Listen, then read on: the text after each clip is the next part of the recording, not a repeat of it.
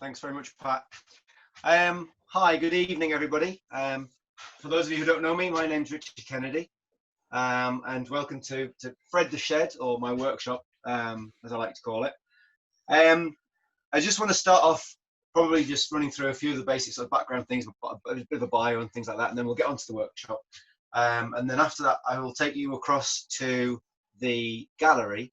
We have a little art and craft gallery here in the west of Scotland that I sell my work in, and then we have other work from other people as well. But most of my work's over there, so we'll go across there after we've had a look around the workshop, and we will have a look at some of the finished pieces. But for start off with, I'll take you around. First thing to note is my workshop is 3 meters, 10 foot by 10 foot square. That's it. Okay, so I'm a really small space. A little bit about me before we start. I originally got into wood turning back in about 2002, 2003, and I was in the middle of building the house, which I'll show you when we go across.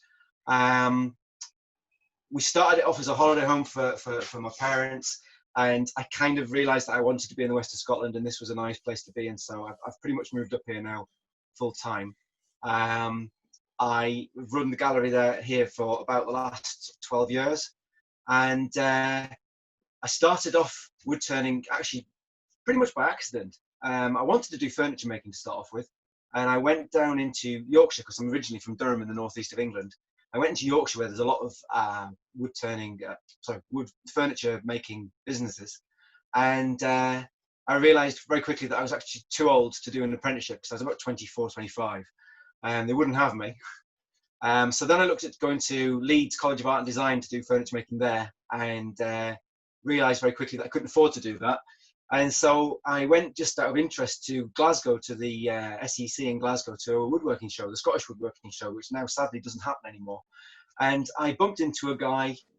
I walked past him and I thought, gosh, that sounds like a northeast accent to me. And I turned around and it was a guy called Jimmy Clues. And I got talking to him and I said, oh, that's funny. I come from near where you are since you've got a northeast accent. He said, oh, that's interesting. He said, where'd you come from? I said, oh, I live in Durham. He said, well, you're just about 4 miles from my house. And so very quickly I realized that it would be a good idea to go and see him. And so I had my first few lessons with Jimmy, about 3 I had, basically told me how not to kill myself with the lathe. And we went from there basically to teach myself. And I started off with one of those lovely contraptions where you attach the drill to the end of it, sort of into a bracket, and the drill becomes the lathe. And I made eggs. And I made dozens and dozens and dozens and dozens of eggs because there's not really much else at the time I could think to do. And I hadn't got a clue what I was doing particularly. And then, like I say, I had a couple of days with Jimmy and quickly realised that the drill was not appropriate. So I moved up and bought a second-hand Record CL3, which are those nice round bed bars, which was fine. It worked very well. I used to get my dad to sit on the end of it to stop it bouncing around when I had something that was out of centre. It had about 250 kilograms of sand on it to keep it still, but it lasted me for quite a long time. In fact, actually, it used to be in this workshop. In fact, bits of it are still underneath the back of the cabinet here. But I moved on from there, but we'll get to that in a little while. So first things first, I'll just basically, like I said, it's a very small workshop. So what I want to do is I'll start on this side and then I'll come over to this side. All right. Essentially, this is more of a storage side than anything else. We've got my sharpening station here, and I'm using just a cheap Axminster Perform grinder that I've had since the year dot. It just keeps going. At some point, it'll die and I'll buy a new one, but there's no point changing it until it does. So I'm running a CBN wheel on one end and a white wheel on the other. I use the one-way system. I find that that's a really solid jig system for using. I know a lot of people like the Pro Edge. A lot of people like Tormek, and I keep looking at both of them, particularly the Tormek, because everyone goes on about just how good it is. But I get a sharp tool off this, it cuts the wood, it does what I need it to do, so I'm quite happy with it. The grinder runs full speed. I know with CBN wheels you're supposed to run them slightly slower than that, but it does the job, and so I just keep going with it. Behind that I've got another, just a cheapest chips Perform, which is the old Axminster sort of hobby brand pillar drill. It gets very little use, to be honest with you. I keep meaning to do more with it, but it just sits there, and occasionally it's useful. I thought, sorry, someone just put a comment across the front of the screen. You thought I wasn't going to clean up the workshop. I kind of succumbed. I discovered that I realized I needed to sort of see the bench and see the floor. Otherwise, I'd probably just spend more time tripping over it. This is not normal. This is usually a much more chaotic space. If you look at the shelves behind me, that's more like what it normally is, but that usually just tumbles forward onto everything. Usually when I'm working, there's a space that's about 12 inches square that is the clear space that I can actually put something down in, and everything else is covered. So yeah, I had a bit of a tidy up. Helen Bailey, I watched Helen's workshop the other week, and that just upset me basically. So after a couple of days of therapy, I thought, well, I'm going to have to try and sort of do something with my own workshop. So that was what happened. Anyway, moving on. So yeah, next to all of those two things, I've got my little Axminster M600 lathe, which I've had. Again, I think it was the second lathe I bought after the CL3. It's a manual speed change, really old clunky machine. The banjo hardly works anymore, but I keep it here, essentially because it just still runs, and it's useful for putting the buffing wheels on occasionally, or if I've got something small that I want to do, I just drag it out and can use it quite easily. I actually started doing a few demonstrations up here in the west of Scotland, so I don't do very many demonstrations up here, and that's the lathe I took with me because obviously it was portable. I've actually bought a new one of the record heralds, and it's actually sitting in a box down in my other workshop, which is in the northeast of England, because I haven't actually managed to get it up here because now, of course, we're all locked down. I can't travel, so it's a bit frustrating because it's sitting there waiting for me to use. Behind that, you'll see I've got a magnetic tool rest with non-turning tools. This is just my general bits and pieces, pliers and screwdrivers and things. I have the magnetic tool rails, like Brian, I've got them everywhere. I've got thousands of them. Because working in such a small space and usually in such chaos, if I drop anything in the shavings or in the clutter on the ground, it'll take me about a week to find anything. So what I tend to do is if it's made of metal, it gets stuck to a wall, either by the magnetic thing or I put screws everywhere. There's hooks in the ceiling, there's just every bit of square space that I can think to use pretty much is used with something that I can hang on it. Essentially because I haven't got very much space. Underneath my bench, I've got shelves with storage space. I've got a rudimentary door. This was something that I put in place back in about 2004 when the shed was built. And I put benches in. I said, right, one of these down. First thing I'm going to do is put doors on. And then I quickly realized that if you put doors on, they've got to open somehow. And that would mean opening into the space that I actually have to stand in. And so I thought, well, I'm going to have to come up with some clever doors, like sliding doors or something like that. That was, over 15 years ago, and it still works. So we just carry on with it. So in there, I've got my pen making kit. I've got chucks in there. I've got spare screws and drill bits and things. I've got my some of my paints. I've got a lot of finishing supplies. They are literally everywhere. I've got my nailer down there. There's a couple of finishing supplies. More of them. I've got colour down there. Methylated spirits, jigsaw, everything. It's just a general sort of just dump for my tools that I don't use very often. And then moving further around, these are some of the finishes that I do use a lot of. So I've got my this is where usually the chestnut stains and the myelin stains, they live up there. I've got my glues, my airbrush colours, and then I'm into various spray paints and spray finishes. I use a lot of cellulose and acrylic based spray finishes. I don't tend to use the sort of jars and tins of sanding sealer and melamine lacquer and all that kind of thing. I'll spray. So what I tend to do is I've got tins and tins and tins of them, and they, again, are littered underneath cupboards and in cubby holes all over the place. So I've got top shelf is mainly sprays, and then underneath here I've got my waxes, and I've got a few oils and bits and pieces there, my lapping fluid for when I'm sharpening. So that's pretty much those shelves there. I've got very handy little Stanley Vice that I bought at the beginning of the year, which is on a ball. Hang on. So when I'm doing my fine work, I'll show you this a bit closer. When I'm doing my fine work, this vise is really useful because I can just unloosen the ball joint, and that gives me a complete range of movement. So once it's clamped to the bench, I can actually clamp a piece of work into it and actually just position it where I want to work on it and fasten it up, which sometimes is better than actually holding the piece in your hand. So that's a little thing that I got just at the beginning of the year. It's quite strange because I've been doing obviously I've been woodturning now for 15 years or more actually, and I keep finding that actually I've been doing something a really, really tricky, difficult way, and there was a lot easier way of doing it, which I just didn't know about. And so all of a sudden you sort of think, right, okay, I need to just up my game slightly and change what I need to do. And so things like that, you just spot them on the internet as you're browsing, and you think, oh, right, okay, I'll have a go. And it's quite one of the nice things about watching these videos with Brian's workshop is I'm looking and going, gosh, I could do with doing that, and that's a really good idea. So you know, it's a fantastic resource to get involved with. However, moving on, and then we've got Clutter. This is just general Clutter store. Helen, look away. And that moves into where I used to keep my abrasives when they were neat and tidy.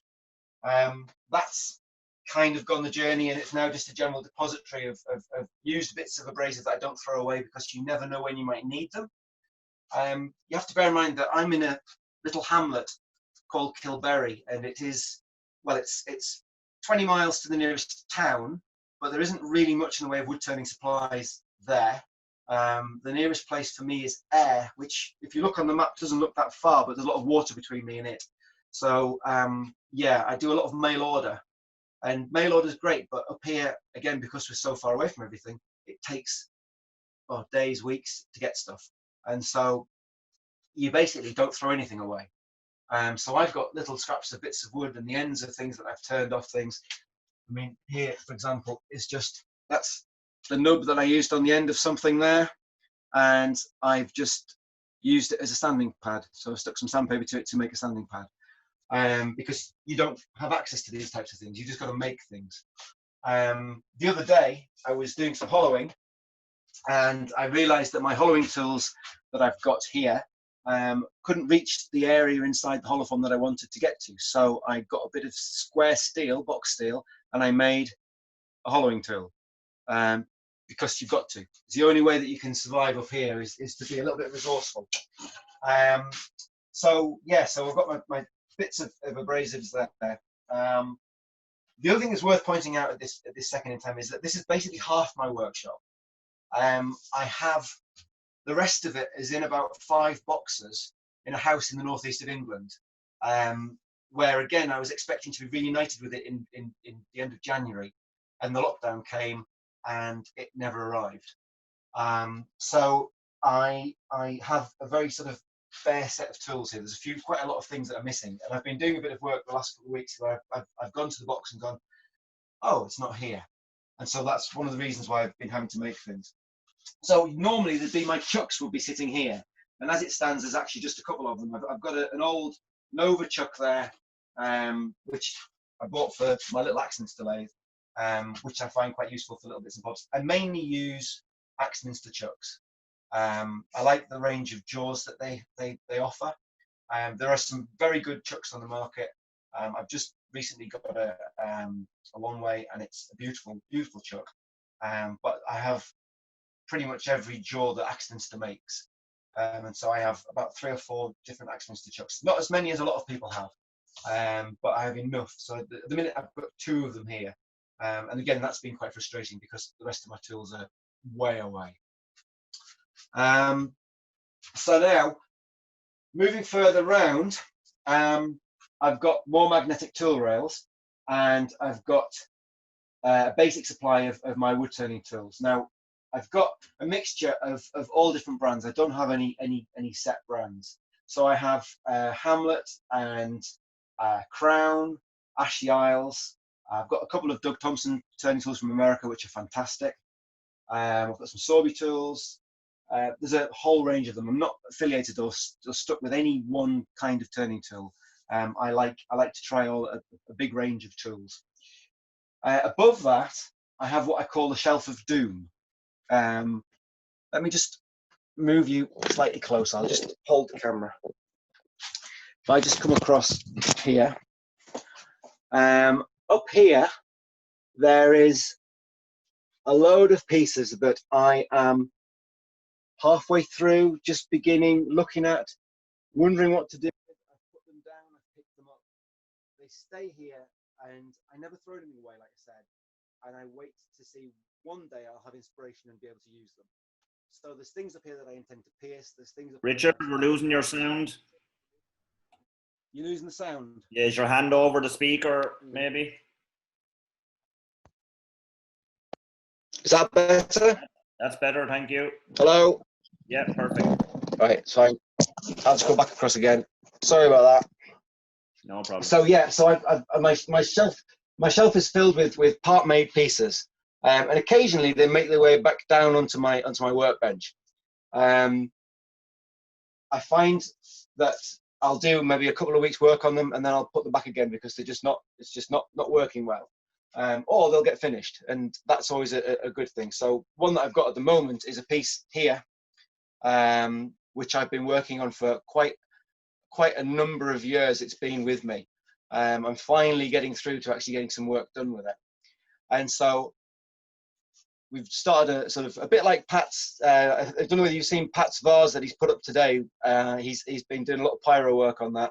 I'll be doing the same with this probably. A lot of carving, a lot of texturing work being done on there. Okay, so that one there has been. If you've been to my workshop 3 or 4 years ago, that would have been here sitting on the shelf. I'll switch across to the other camera and I'll start showing you the other side of the room, if I may. Just 2 seconds. Let's just go across. There we go.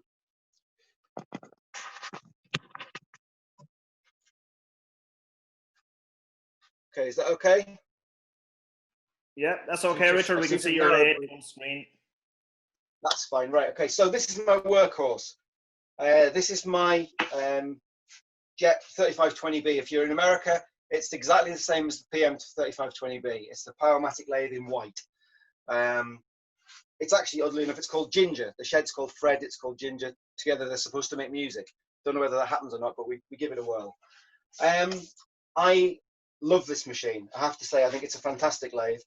There are some really, really lovely machines out on the market, and if I had unlimited funds, I would have several of them, it has to be said. But this one was in my price range when I was looking for a new machine.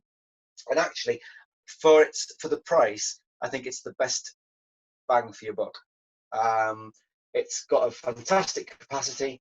It's got every feature that you would really want it to have, from the variable speed right the way through to the fact that the headstock will slide along to the end. You can use it as a pedestal lathe. It has just a lovely solidity to it, and I just find it just a really nice machine. I would love to have a Wittmach in the workshop. I would very much like a Robust.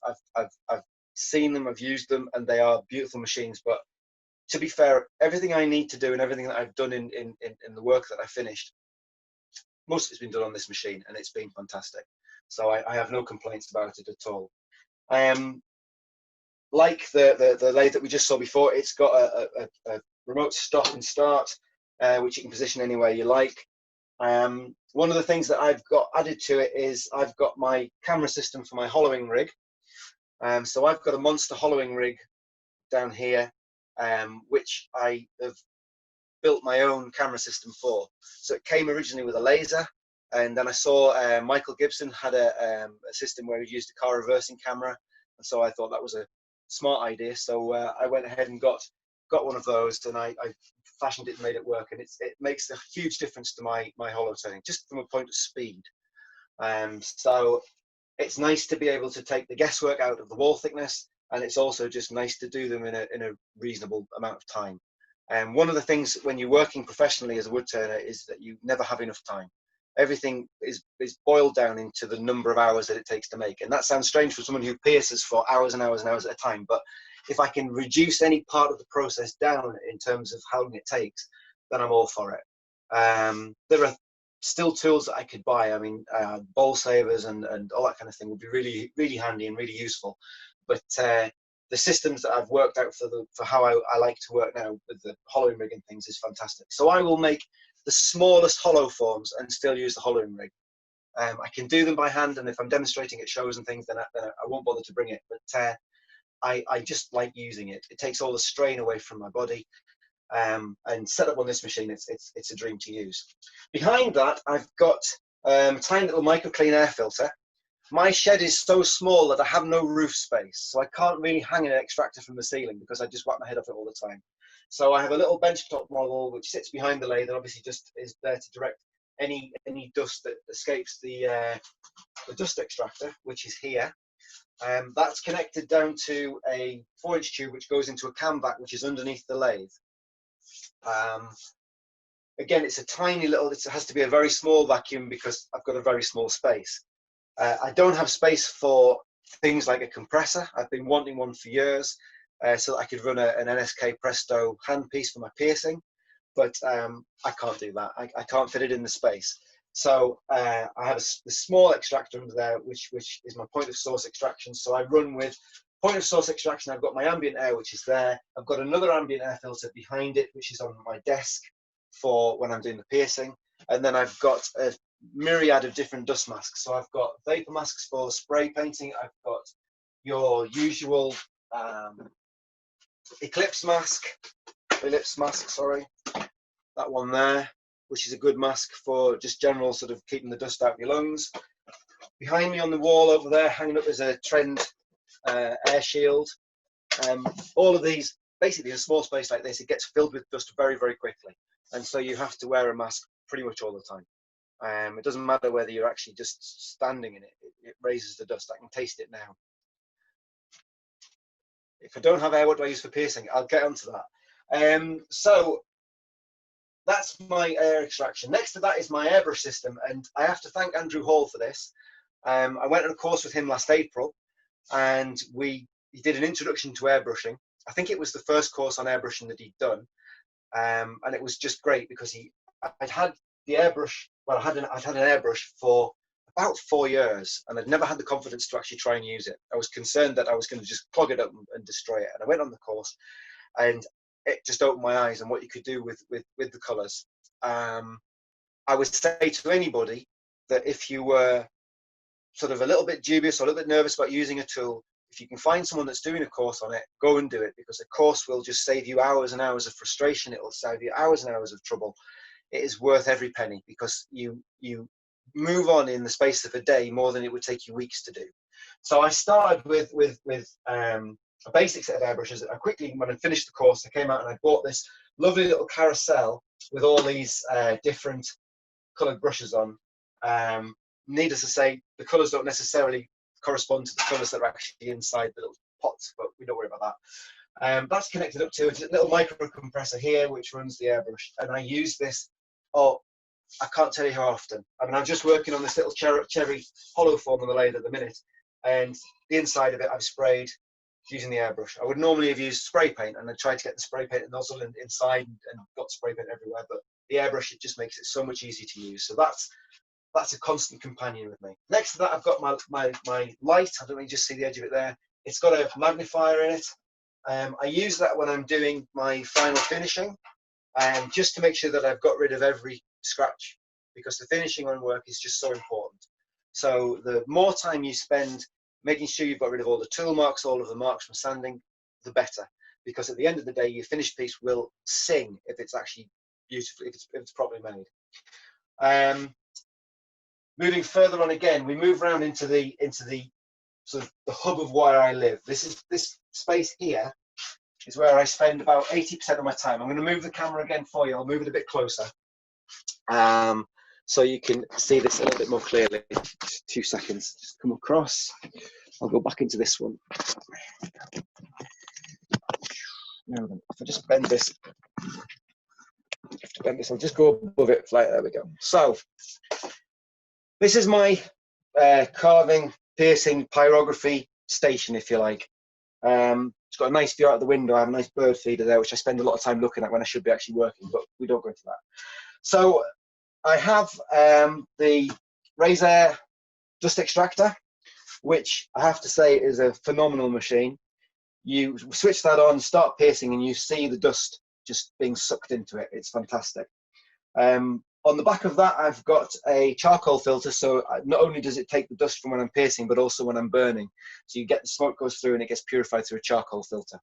That was a expensive bit of kit, but it's actually was really worth it. And if you do a lot of piercing, you must have some kind of benchtop extraction to take the dust away. Next to that, well, above that, I've just got a couple of things that I've been working on. I did this in a demo, this little square plate. Let's hold it up for you. It was a bit of gilding practice. And what I was doing was just showing people that you actually could texture underneath the surface of what you had then gilded to give it a little bit more texture. I just got that out the other day because I was looking at it with an idea to doing something similar on another piece of work. Behind that is a piece that I've been working on for a very long time. Well, I haven't been working on it. I've been sitting looking at it for a very long time. It's a vase. It's made out of cherry from a cherry tree that fell down just behind the workshop, and it's been driving me nuts for years. Principally because I can't get a tool inside to do the shaping and sanding that I want to do. I have to do it all by hand, and it takes me so long to do it that I've picked it up and put it down and picked it up and put it down so many times. It's one of those things that has become just totally uneconomic in terms of selling it for the number of hours that I've worked on it would be pointless. So, but it's something that I'd like to finish because I actually quite like the general design. I like the randomness of it. I'll talk about that a little bit the randomness of things in a moment. Then I've got a little bit of ash. It's really, really nice, dark olive ash. Came from a farmyard in Yorkshire, and it stood in a field of cows. And I think the ash tree must have absorbed the cow dung for years because it is the darkest olive ash I've ever seen. It's got this lovely fleck marking in it, but it smells like I don't know what when you turn it. It really does smell of the farmyard. It's quite an odd one. But that's going to be one of my tree balls. And if you haven't seen one of my tree balls before, I'll show you a finished one over in the gallery in a few moments. Further round, I've got a new idea that I'm just starting to work on, which is a round-bottomed OG shape. One of the people that inspired me when I started turning was a guy called Bert Marsh. And he used to do the most beautiful, delicate OG, which is this lovely double curve bowl. And he used to obviously make quite classical ones that used to stand really nicely on a lovely little foot. And I'm very interested in the way that you can make the bowls asymmetric, so they can go out of round, they can have bits cut away from them so they aren't symmetrical and they're a little bit different. And one of the ways of doing that is actually just to make them tilt. So I can sit this on a bench and it actually sits at an angle which opens the face out to a viewer and allows me to do a lot more sort of decorative work, which then I can actually aim at where I want it to be seen. So that's something that I'm just starting to work on. And behind that is this little fellow, which is a little bit of pyrography work that I've been doing. And this again is a fairly long-term work in progress piece, which I started doing this burnt in texture after watching a demonstration by Jack Vesery, and I absolutely love his work. He's one of my sort of current inspirations, if you like. The way he applies texture and the finish to his work is just phenomenal. And so I started doing this, and it's going really well until I realised that I'd have to do the edges, because I'm going to actually end up doing the inside as well. And I then realized that how on earth do I get a pyrography machine into these very, very tight corners at the bottom without actually burning the backside? So I'm still figuring that one out. So yeah, so that's another one that's been sitting for a while waiting to be done. As far as the machinery is concerned that's on the bench, I'm running my piercing with a Fordham micromotor. So what I use is an electric tool rather than the NSK, the air-driven one. The difference between the two tools is essentially speed. The NSK runs at about 400,000 revolutions per minute, whereas this one runs at about top speed of about 46, 48,000. This tool is my workhorse. I use it for hours and hours and hours. When I'm in the middle of doing a sort of piercing job, it'll be every day for weeks. I love it. I have two of them. There's another one in the workshop in Durham. And it is just an absolute beast of a machine. I can't break it. It goes through wood that it shouldn't go through, thicknesses of wood that it shouldn't go through, far more than the NSK could cope with. And because of its versatility and because of the noise that it doesn't make and the vibration that it doesn't have, it's a really nice tool to use. You can get lots of other ones now which use similar handpieces, and I imagine they're probably pretty good machines, but this one for me is absolutely fantastic. Next to that, I've got a Burnmaster, the Eagle wood burner.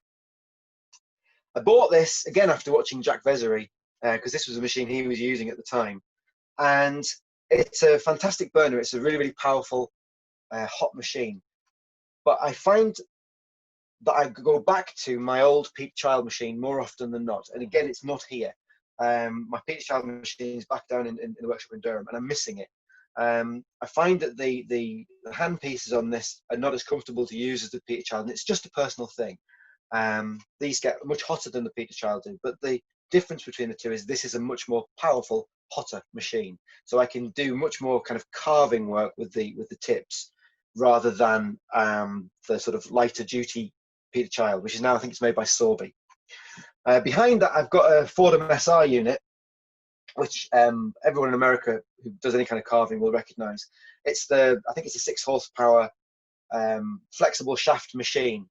And I'll be honest with you, it's covered in cobwebs because I hardly ever use it. I find it is just too much vibration, too much noise, and I just can't get away with it. When I started using it, I bought the two machines together, the Fordhams, and it just used to grab and jump all the time. And I just preferred this one. So I do everything with the smaller micromotor now. So that's the top of the shelf. Underneath my shelf, I'll just move the camera again so you can see. I'll just hold it. It's easier to do it that way. Is my wood store. There you go. Now, again, sourcing good quality kiln dried timber in the west of Scotland is quite tricky unless you want to do a lot of mail order. And so what I tend to do is I get a lot of the wood that I use from North Yorkshire, from Snaton Wood Supplies in North Yorkshire. I find that is a really useful shop. Hang on, I'll just turn you around again. We'll go over here next. It sells really nice quality wood, and I get a lot of wood from there. I don't do a lot of processing of timber because I don't have a lot of space. My workshop is 3 meters square. I only have just got my little record BS 250 bandsaw. It's not a huge machine, it has to be said. So for converting logs and things, it's no good at all. I find it very useful just for doing little bits and pieces. I haven't had a bandsaw in the workshop until, like I say, just the back end of last year. And the difference that this machine made just in the short time that I've had it has been fantastic. If I could get a bigger machine in, I would. The problem that I've got is that I have to share my workshop with the chest freezer, which is here. But I think I have to eat, so it has to stay here. But it does have one useful thing about it, and that has got a nice big flat top, which I have to keep clear all the time because I've got to get the food out. So I use this for spraying on, as you can see from the colours on the top of it, but also I use it for a makeshift sort of very, very quick photography studio. And so what I've done is I've actually attached a grey blind to the ceiling, and I can just pull this down, and that just pops in there. I put a piece of wood on the top of the bench, and then I can place my work on a neutral background and take the photograph.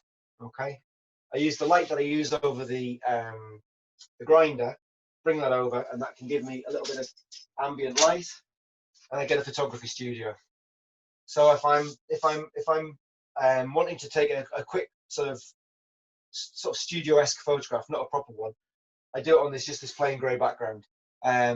Taking workshop photographs, I do a lot of it because I work a lot on Instagram and Facebook. I post work in progress photos all the time. But what I find is that sometimes you want to just have the viewer look at something in isolation of everything else. So to remove everything, to remove the background by using the blind is a really useful thing. So this becomes my makeshift photography studio.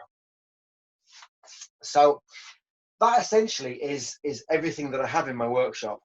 There's just not much space to put anything else. I'm trying to see what else there is. Oh, there's one more thing that I've got on the ceiling. Can you see the corner of it here? This is another blind, and this was an idea pinched from Andrew Hall.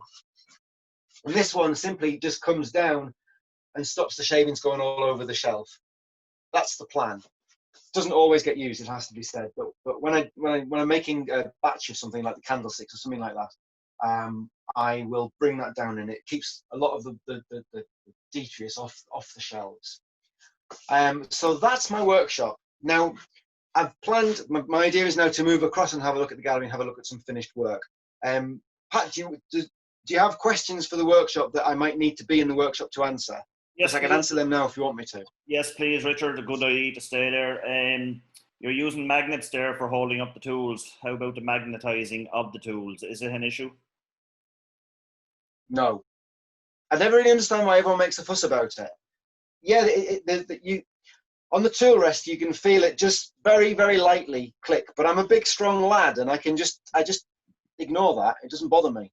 I think probably it's just a technique thing. If you've not experienced it, it might be a bit disconcerting when you're turning. But if you use it all the time, it doesn't make any difference at all. And it's Okay. very, very mild. Can we see your hollowing jig, please? Yep. Hang on a second. I'll spin that one around. A second. Where are we? Just get that there. 2 seconds.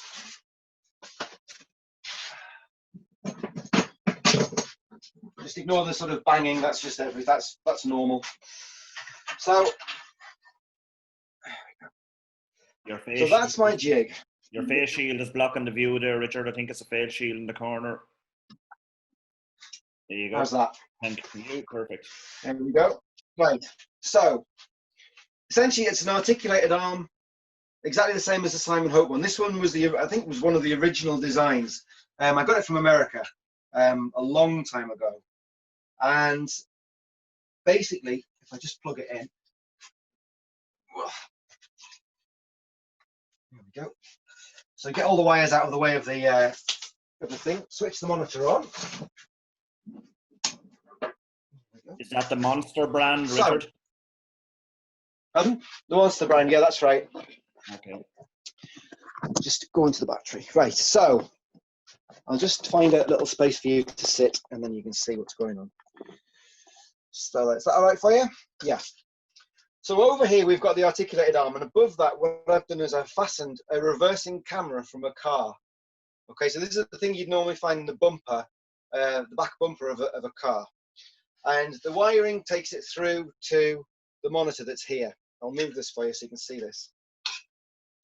Okay, so if I hold that there for you, all right? If I bring that right in so you can see, okay? So at the minute, what I've got on the rig is I've got a hollowing tool here, which is where my finger is, okay? Above the camera, looking down on top of it. On the screen, I get a view from above showing me the hollowing tool. So as I move the tool, you can see it moving on the screen, okay? That's sort of very light, shiny bit. That's the tip of it there. And what I've done is I've taken a Sharpie pen, and on the screen, I've drawn around the tip. And what happens is once you put the tip inside the hollow form, you can just see the pen, but you know there that that's the tip of the tool. And so when I go in, I can actually go right the way to the edge. Just bring that in a bit further. Here we go. So I can go right the way in, and so you know that that tool is literally near the edge. The little half circle that I've drawn is basically my wall thickness. So what I do is I will hollow out until the line matches the outside edge of the visible form, and then I know that I've got that gap between the tip of the tool and the edge of the hollow form. So I don't go through the side. Okay. Does that make that clear?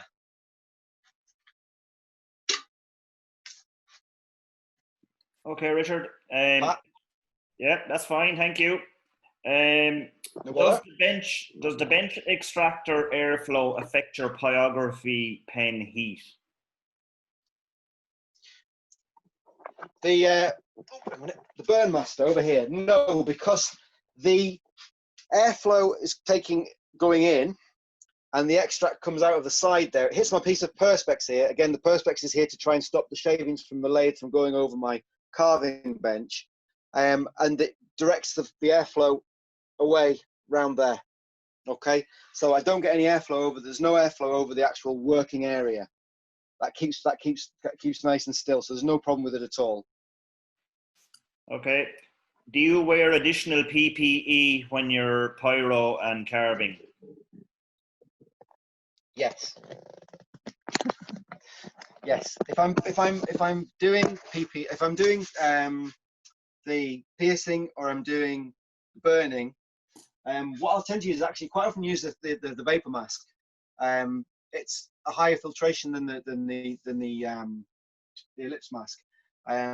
But I will also make sure that I've got the piece of work right in against the extract, so the dust, most of the dust is going straight into it. To be honest with you, a little bit gets sent out, but most of it gets sucked in. So yeah, so put that in the wrong way around. So yes, so the piece of work will be right inside, like that, inside the hood, because this plastic hood you can move, you can bring it out to make it a bit bigger. Okay, so when you switch that on, this, I mean, I cleaned this, Helen, I cleaned it.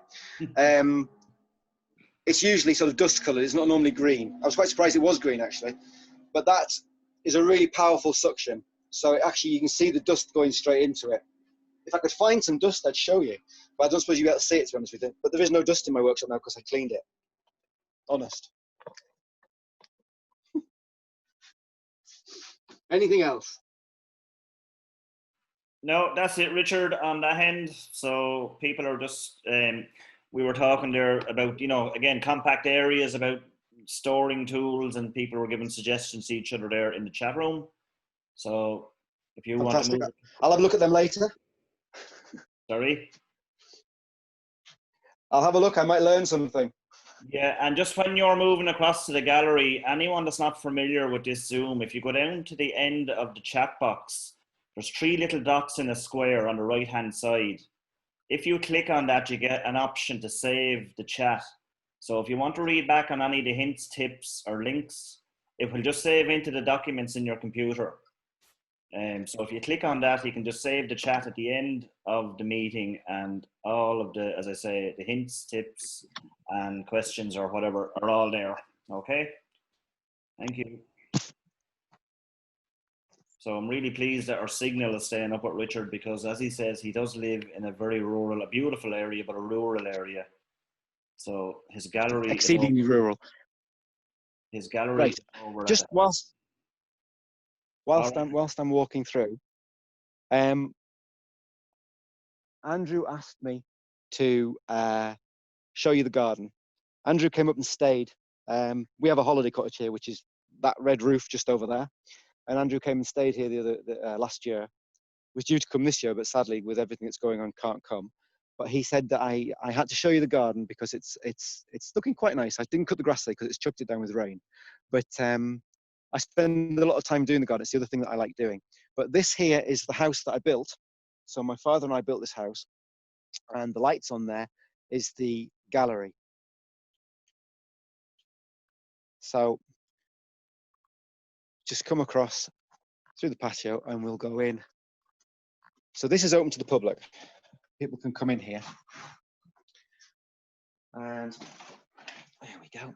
What I'm going to do is I'm going to put you onto another tripod. So just give me 2 seconds, okay?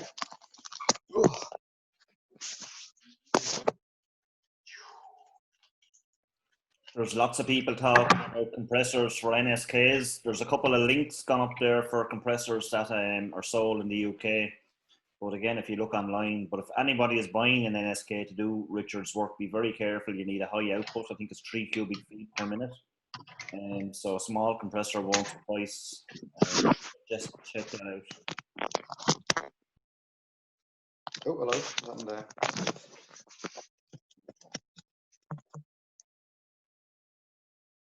Disappeared for a second then. There we go. Right. So let me just bring you. Oh, damn, that's the story. That's me just breaking the place. Right. So, first things first. So, welcome to the gallery.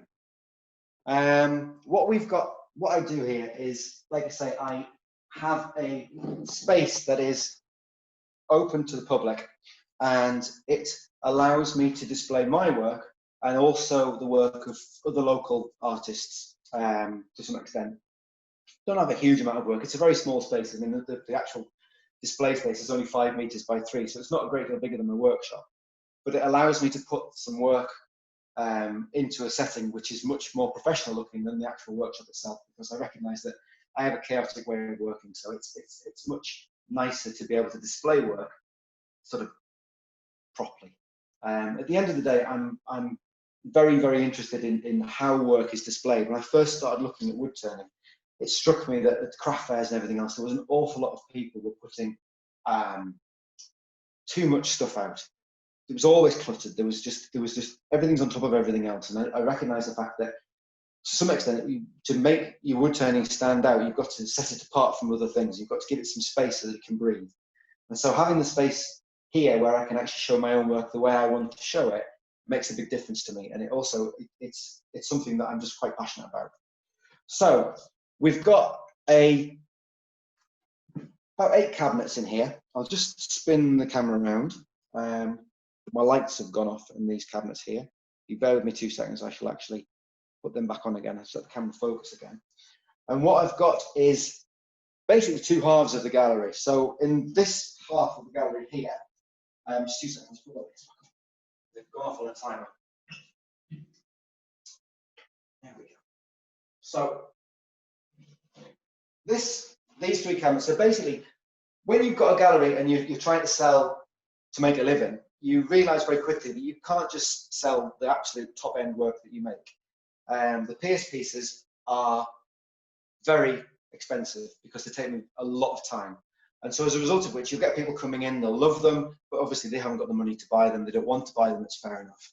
So what I do is I have to make a range of different things. So I make a lot of more sort of standard wood turning, the hollow forms, candlesticks, that kind of thing.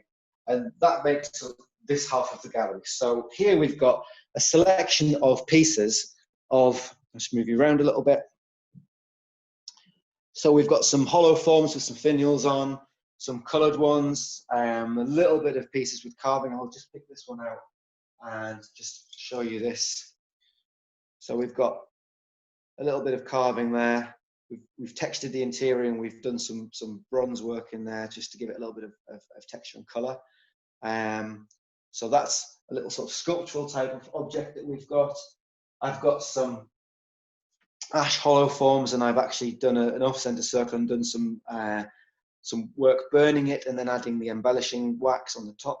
So I've got the silver wax, and also I've actually gone around the grain with a wire brush and then put the black wax into that again just to highlight the grain a little bit so that the 2 things link.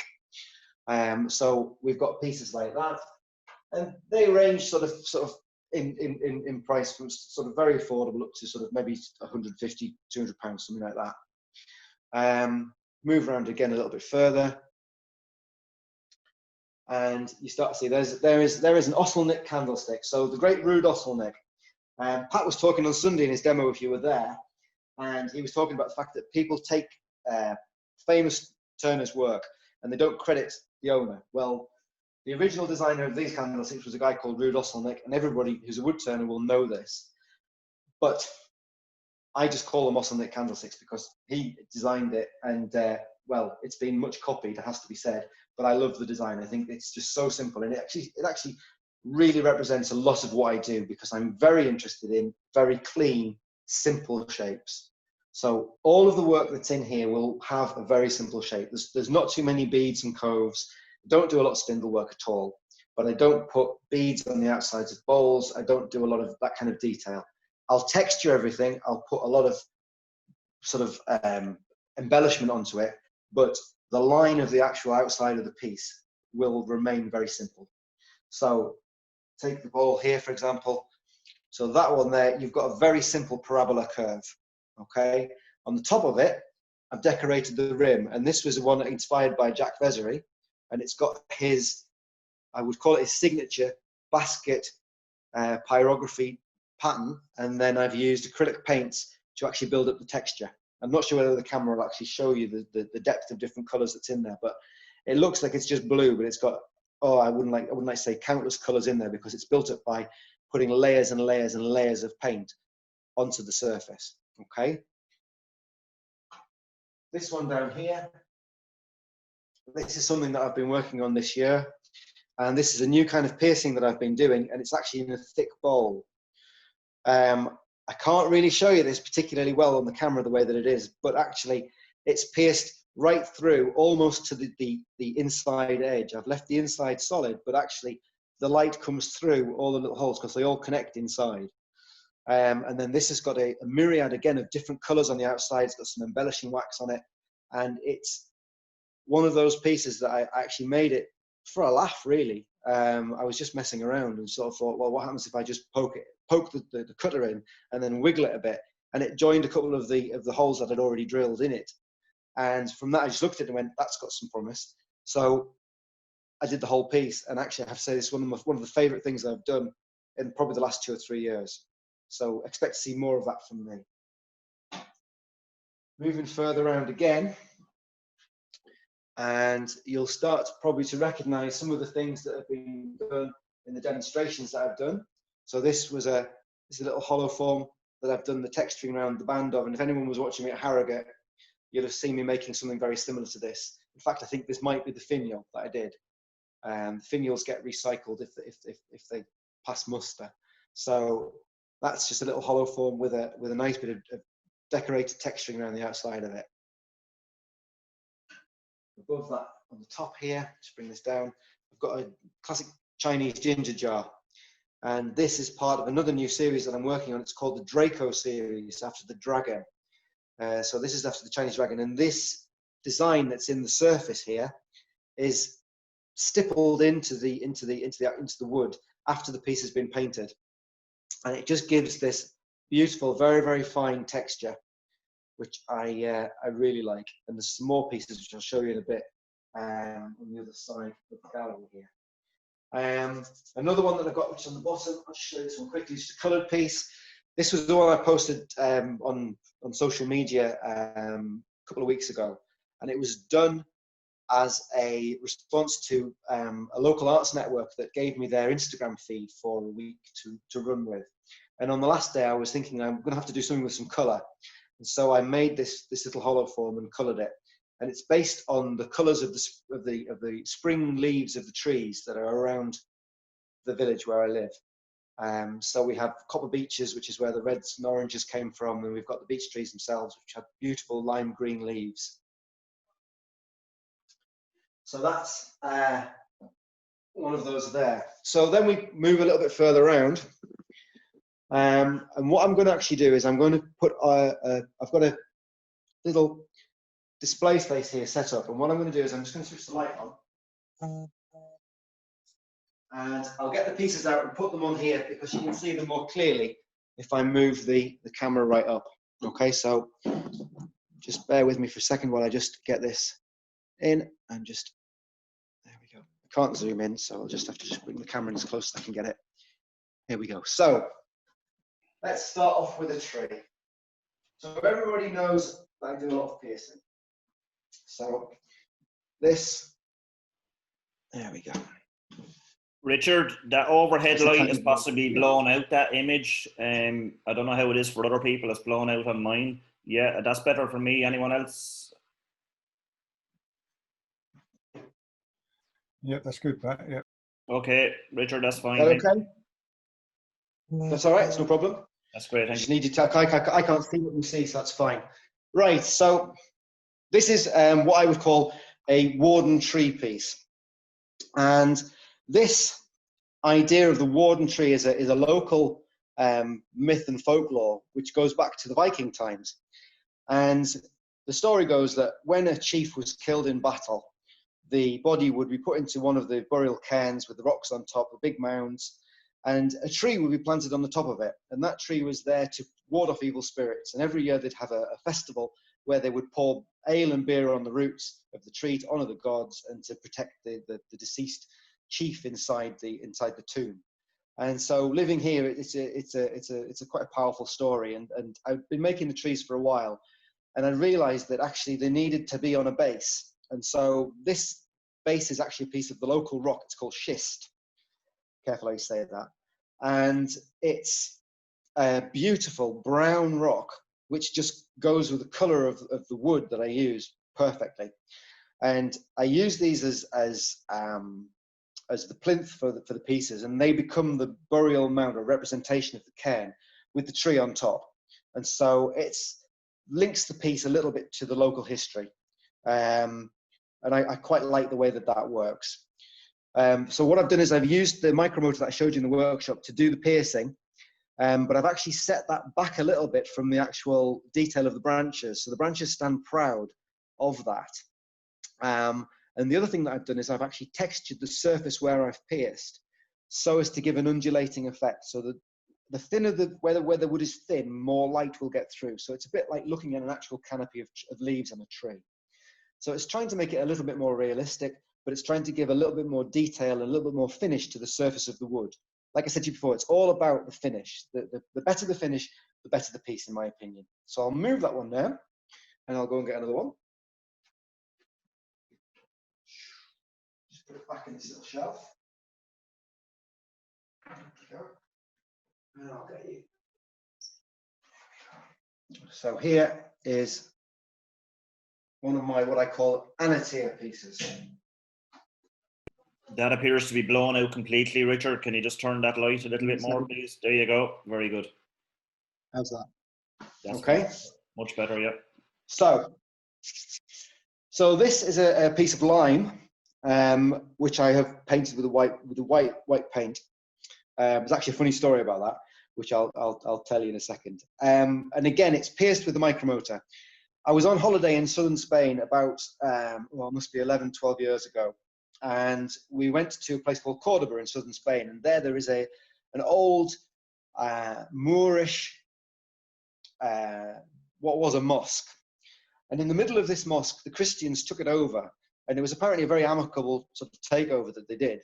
And they knocked the middle of it down and built a cathedral. So you walk into this building and it's jet black, really dark.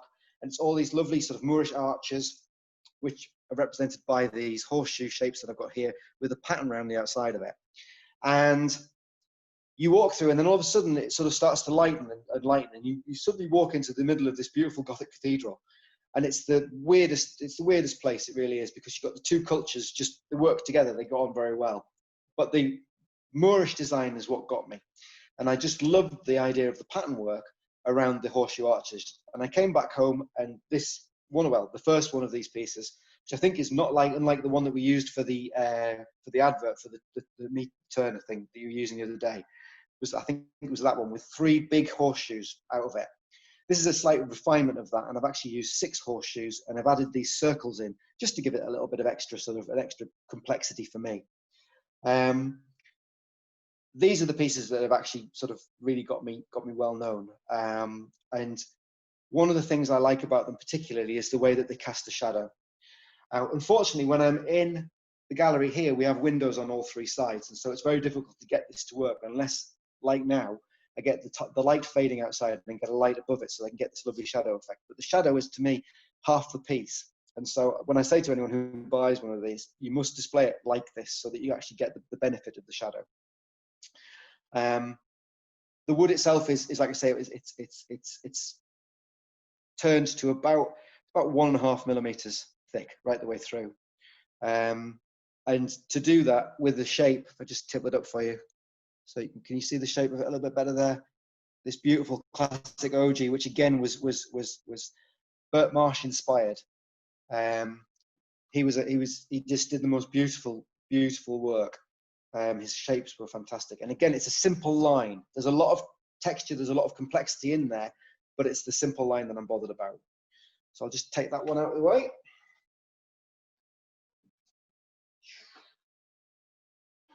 And bring you in.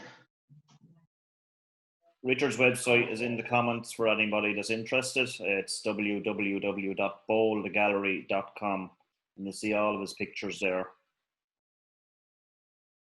You can. The website needs serious work doing to it, but I need to work out how to do serious work to a website using a Mac, which I haven't got to yet. It's another one of these organizational things. This one is a comet ball. So it's supposed to represent a comet with a fiery tail. And what I've done with this is it's sprayed black this time. We've got the piercing as we had before. This one's about 2 millimeters thick. What I've done is I've added a 24 karat gold leaf edging round the piece. So as I turn it, you can just see it catching the light there, okay? And that just highlights the work just a little bit more, okay? So again, I looked at the edge of the pieces that I'd done previously, and I thought to myself, how can I do that better? How can I improve it? What can I change? And this was an option that I wanted to explore. Gilding is something that I'm looking at doing a lot more of in the future. I actually won a bursary from the Worshipful Company to go and study gilding down in Portsmouth last year. Didn't have a chance to go last year. I was planning on going in March. Haven't been. So that's still to come. So hopefully that will help me develop this technique even more, because applying gold leaf to the surface of the wood is actually quite challenging, especially genuine gold leaf. It's a really hard thing to do. Just move that one out of the way for you.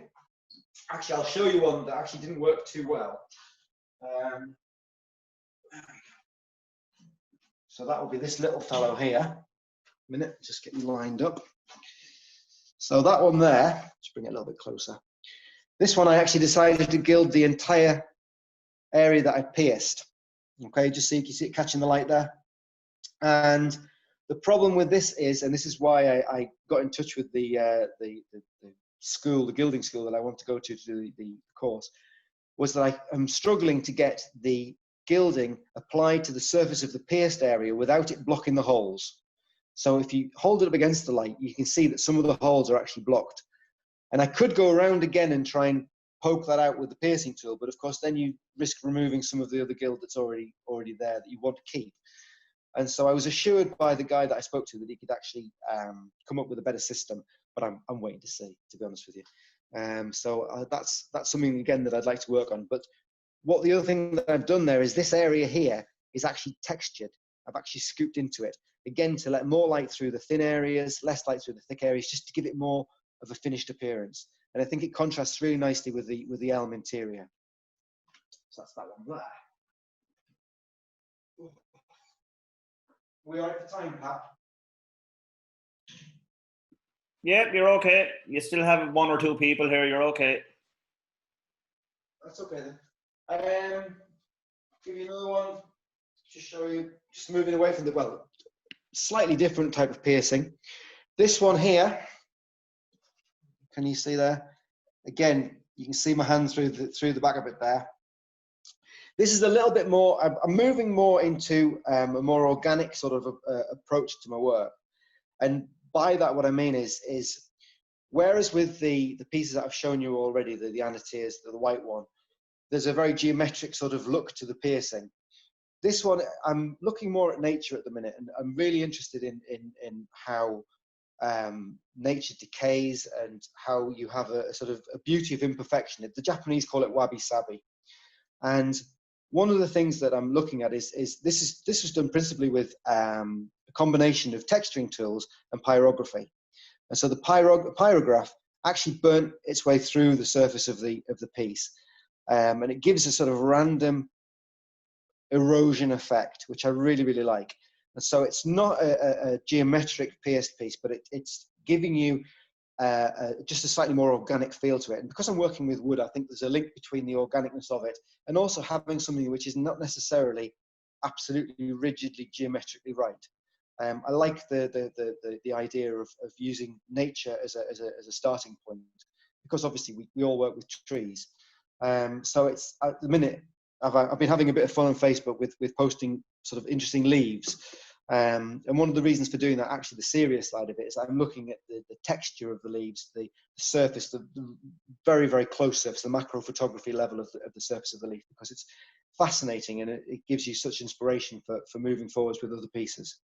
I was watching something on the television the other day that was talking about looking as an artist. So rather than looking at something, just sort of looking at the view and going, that's a nice view, to actually really deeply look. And actually it's a very challenging thing to do. It requires an awful lot of concentration, and you have to practice it. It's quite strange, but you have to actually practice it. And then you start to notice things that you never saw before. And I find that really, really interesting. But that's one of the, I did this year, and it's starting to be something that I'm more interested in. Actually, I'll get the other one, which I showed you before, and put this one under the light. Right, so that one there, if I just turn it over, actually, I still think you can struggle to see it. You can just see the silver effect on that, can't you? Yeah, it doesn't show up. You really need to have this one in your hand to actually appreciate it. But those two are in the same kind of vein, where it looks like it's been eroded away by something, an insect or the weather or whatever.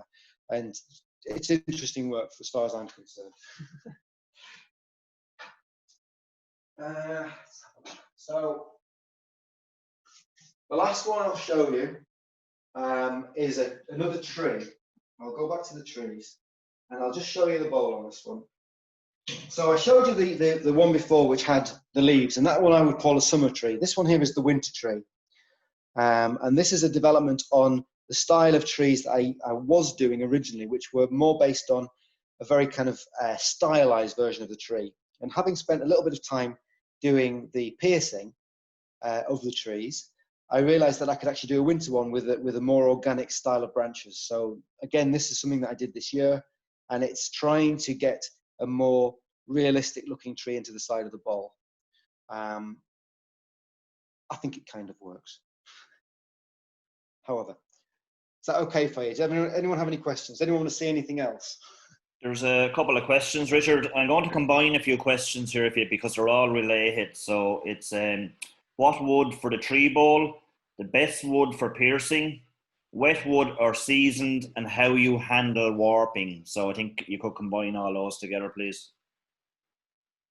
Okay, right. So the wood for piercing, I would stick to a close-grained timber. So sycamore, lime, any of the fruit woods, so cherry, apple, walnut's lovely. I would steer clear of things like ash or oak. Elm can be a little bit tricky, but it's very rewarding if you can get to it. I mean, I'll pierce all of these things. I'll pierce ash, but it's tricky to do because of the way that the structure of the wood is the hard and soft wood next to each other. Just the piercing tip always wants to follow the softer wood, and it takes you off on a journey. So yes, stick to the fruit wood, stick to sycamore, stick to lime. Lime is the carving wood of choice, and it's soft, but it holds a really nice edge. So it's a really nice one to use. Most of the beech is another good one actually. Most of the piercings that I've done, the original ones, were done in sycamore and lime. They were the two big ones. If I'm wanting to leave a natural wood finish, I'm not wanting to paint them, then I'll try to use a fruit wood, or I'll try to use walnut or something like that. So yeah, stick to something that's close grained. Right, what was the rest of it, Pat? Warping, and are you using wet wood or seasoned wood? Right, warping.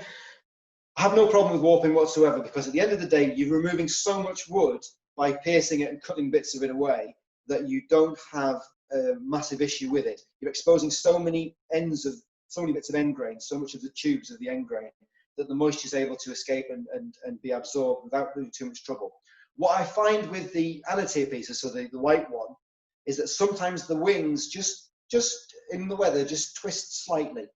But that, to me, that's the wood. It's a natural thing. And so as long as it's not tearing the thing apart, and it can't because there's not enough structural strength left in it because of the amount of wood that I've removed. As long as that warping is within a sort of like an acceptable level as far as you're concerned as the viewer, I don't have any problem with that at all.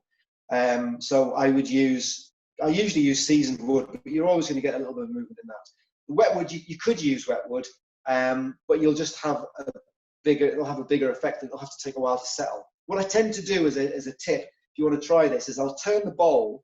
So I'll turn a bowl down to sort of like 2 millimeters, 1.5 millimeters, and then I will clamp it in the workshop, in the environment that I'm going to pierce it, for maybe a week, under either in a clamp or under heavy weights. And that will, as it dries, it finally finishes drying, because all wood's got a little bit of moisture left in it. As it dries out, it then will hold its shape better. I think if you move on to try and pierce it straight away, then you can get a little bit of problem with warping. But I've never had, in all the years I've been doing the piercing, I've never had a problem with it splitting or cracking or anything like that. And I've used mainly seasoned wood. So I'd say if you're going to try it, stick with seasoned wood to start off with. The turning's not as much fun because it's much dustier, but not as easy either. But at the end of the day, you get a finished product that you can actually rely on more. Okay, Richard. Somebody would like to see your dragon. I think it was a ginger jar, was it? Can they see the dragon one up close? This one. A minute. I'll turn you around again. Oop, sorry. Yeah. So I'm gonna actually, it's probably easier if I just take this off. And I'll go in there. Where is it? There it is. There you go. Yeah, that's good, Richard.